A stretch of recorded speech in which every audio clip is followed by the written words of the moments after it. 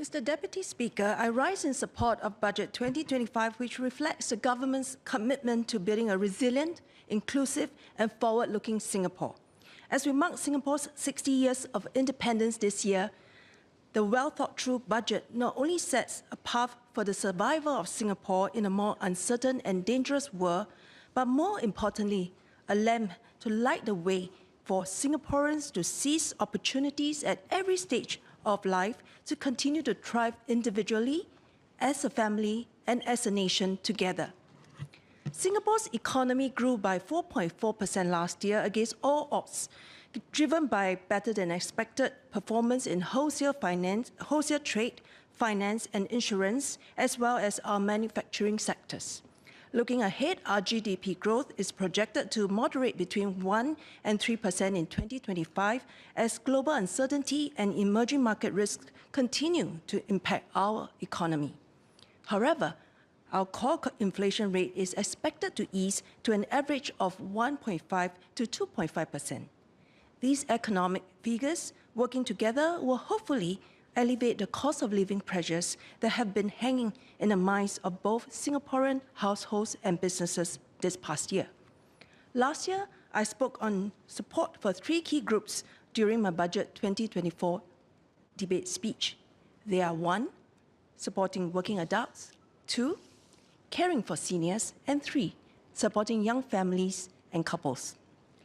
These three groups form most of my residents in Jalan Kayu constituency living in both HDB and private estates. I'm heartened to know that Budget 2025 continues to address their needs. Today, I will again focus on the budget support for these three groups. Firstly, as technological advancement in areas like artificial intelligence and intensifying global economic and geopolitical competition place pressures and need for continual transformation of our workforce, it is crucial to ensure that Singaporean working adults have the knowledge and skills as well as opportunities and support to continue thriving. I am encouraged by the key measures in Budget 2025 to empower Singaporeans at every career stage while promoting a more inclusive and resilient workforce.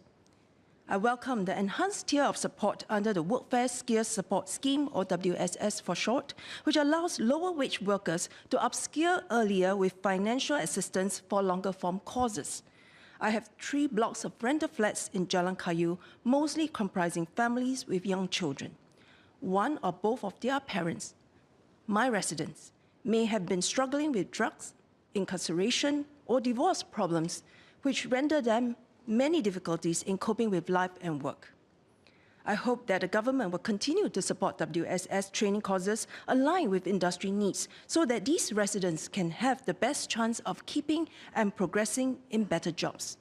In this regard, I would like to ask the government what the job placement support for participants who completed WSS courses are and those who are still struggling with just being able to continue with lower wage, tough jobs like food delivery, even if they aspire for better jobs through WSS training.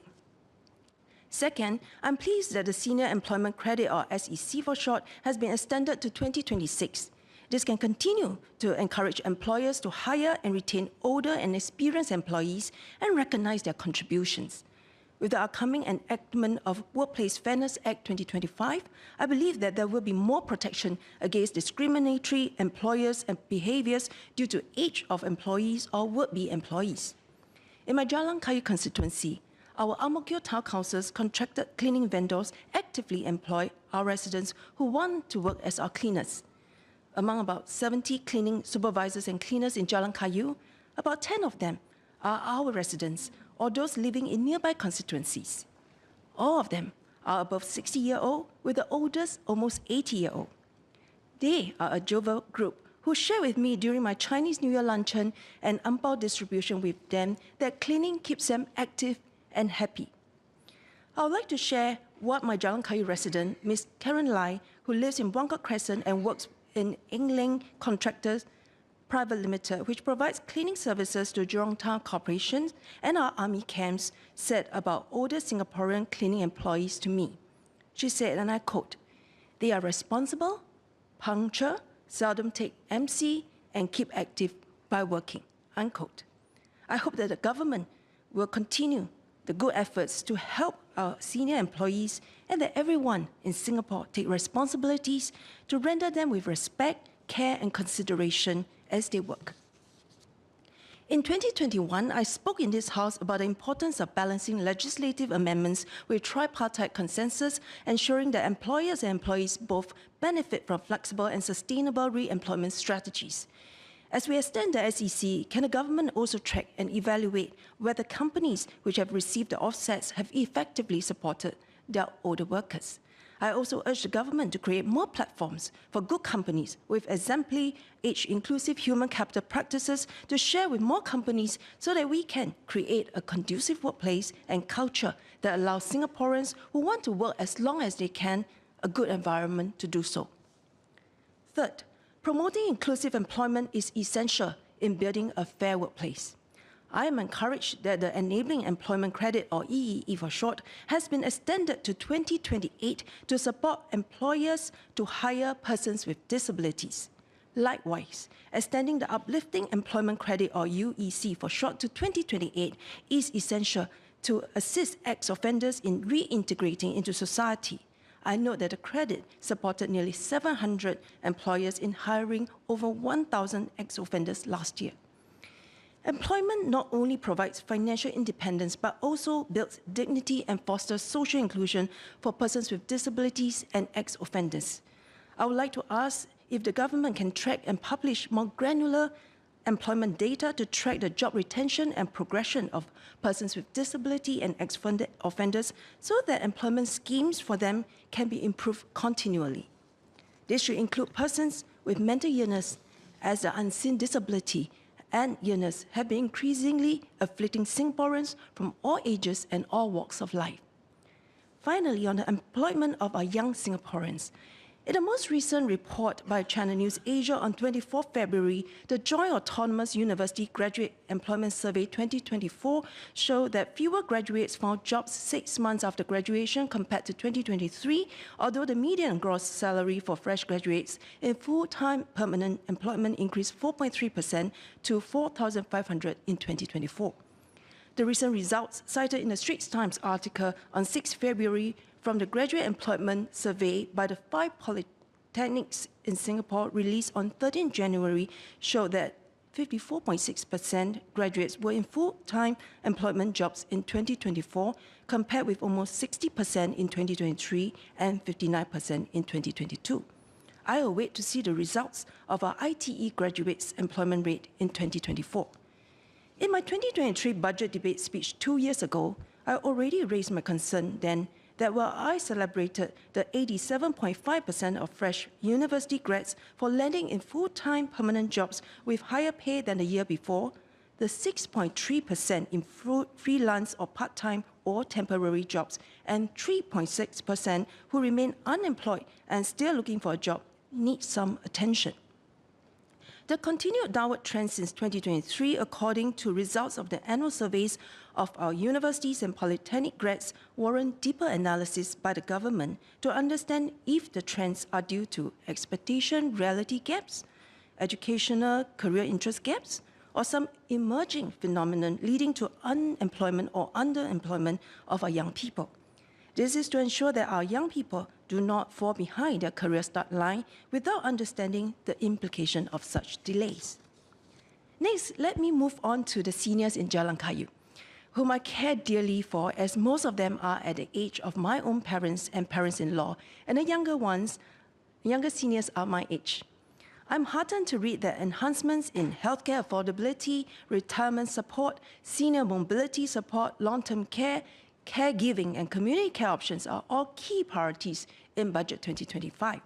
Healthcare costs has been inevitably increasing as our population ages, like all developed aging societies are confronting. I welcome the introduction of the MediSave scheme, or MMS for short, to alleviate some of the financial pressures faced by seniors and their families. The MMS will offer dollar-for-dollar matching grants of up to 1,000 annually for lower-income seniors aged 55 to 70, complementing the existing match retirement savings scheme. I would like to ask the government how much this additional 1,000 annual matching grant would differ on average in healthcare expenses of a typical 70-year-old Singaporean at today's healthcare costs in our public hospitals and polyclinics. To support seniors in their desire to age in place, we need to ensure that they have access to quality long-term and end-of-life care that respect their preferences. Building on my previous call in this House through my adjournment motion titled Enhancing End of Life with Choices and Dignity in May 2023, I urge the government to create greater awareness and accessibility for long-term care and palliative care to Singaporeans. I'm heartened to know that the government will increase subsidies for home and community care to elevate long-term care costs for seniors. Nonetheless, I hope that the government will also continue to consider enhancing more use of MediSave funds by seniors and their family members to manage long-drawn commitment to long-term and palliative care costs. I recommend increasing the lifetime withdrawal limit for seniors with limited MediSave savings when utilizing a family member's MediSave, currently capped at $2,500 per patient, to an amount more commensurate to the real cost of such long-term care costs of an average Singaporean senior at the average lifespan that we are enjoying as one of the longest, if not the longest, living people on earth now. On the same note, I propose reviewing the daily MediSave withdrawal limits of $250 for general palliative care and $350 for specialized care to ensure they remain aligned and with the rising healthcare costs. I strongly advocated in a parliamentary question in this House last year on providing senior-friendly enhancements under the MND's Estate Upgrading Program, or EUP for short, for private estates, as seniors aging in their private homes require similar support as those in HDB estates, especially if they are asset-rich but cash-poor and unwilling to sell a home that they have bought many decades ago and where they have treasured memories of bringing up their children in. I'm thus extremely excited to hear that the Enhancement for Active Seniors, or EASE program, will be extended to also cover private properties for 3 years until 2028, in addition to HDB flats. This initiative reflects the government's commitment to supporting seniors across different housing types. I hope that the government will not be too quick to take away this extension after 2028, even if take-up rate may not be high in the first 3 years, as outreach to private estates are usually more onerous, even for MPs like me who are committed to conducting regular evening house visits to have the best chance of meeting my residents in the 4 private estates in Jalan Kayu. I've also previously advocated for senior care facilities under HWell's SG to be sited in both HDB and private housing estates.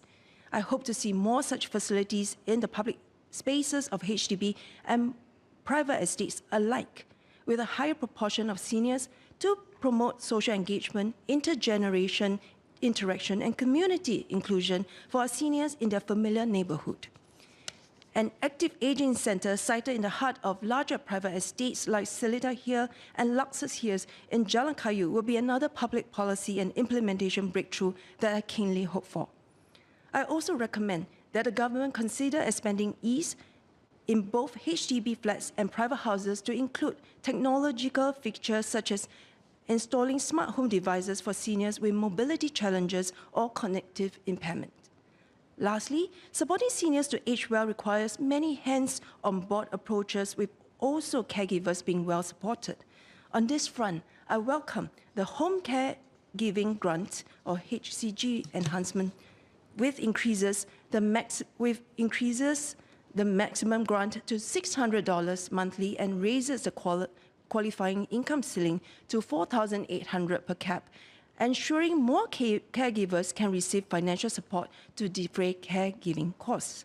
Building on my previous inquiry regarding the adequacy of HCG in covering caregiving expenses, I hope that the government will also, over time, tier support for caregivers of seniors based on the required intensity and duration of care they need to sustain. For instance, caregivers supporting seniors requiring assistance with all 6 activities of daily livings could receive a higher subsidy to offset the costs associated with more complex care needs. To the final group of Jalan Kayu residents, the young couples and families whom I feel strongly for, having experienced the ups and downs of settling into a marriage, having a child, and constantly juggling with work-life balances throughout the past 2 decades myself. Strong and resilient families are essential for Singapore's long-term social and economic well-being. As young couples and families in Jalan Kayu navigate the complexity of starting and building a family, I'm happy that Budget 2025 offers several good supports in critical areas of 1, childcare affordability, 2, assistance for large families, and 3, enhancing social support networks. Access to affordable and quality childcare is vital for working parents balancing their careers and family responsibilities. The reduction in the monthly fee cap of government-supported preschool will go some way in lightening the financial load on young parents. I was excited to hear the announcement of the large family scheme by PM Wong and Finance Minister in his Budget 2025 speech last week. In my speech just last month in this House regarding the motion of supporting Singaporeans in starting and raising families, I opened with sharing of the large extended family that I was blessed to grow up in, and concluded with stories of Jalan Kayu residents and Singaporean friends I know who have 3 or more children. I'm so grateful to PM Wong that I can convey the good news of the big ang pao that he and his hardworking team in PMO have prepared for some of my residents and friends who are expecting to deliver the 3rd child this year in SG60, and I hope more for many more years to come. As we bring children to this world, we must take care of the vulnerability that some will face due to family circumstances that are not of the children's doing. Initiatives like Ling Plus to offer personalized coaching and mentorship to lower-income families, assisting them in overcoming challenges and achieving greater social mobility are thus important to be continued in earnest. I hope that my inquiries previously about family coach to family ratio and family coaches qualification and experience will be continually reviewed to ensure that vulnerable families receive the guidance they need to enhance their lives. Mr. Deputy Speaker, I applaud Budget 2025 for its comprehensive capture of many needs of Singaporeans, households and businesses. I spoke in my maiden parliamentary speech in this House in 2020 about happiness, which is one of the aspirations for our people in the Singapore Pledge. I would like to end my Budget 2025 debate speech with an intimate conversation I heard from a sacrificial old grandma who has been through many hardships in her younger days with her wise and thoughtful grandson who is doing very well in an investment banking job today. The grandma asked, and I quote, "Tell me the truth. When old people talk of suffering, isn't it tiresome?" Unquote. The grandson answered, I quote, "Isn't that the point? To burden us?" Unquote. I felt the profound depth of wisdom and love of both the grandma and the grandson for each other. As an advocate for healthy living, intergenerational bonding and sustainability in my Jalan Kayu constituency, my sincere hope is that our residents and all Singaporeans can make the full use of the benefits provided in Budget 2024 to chase after your true happiness that can be passed down from generation to generation.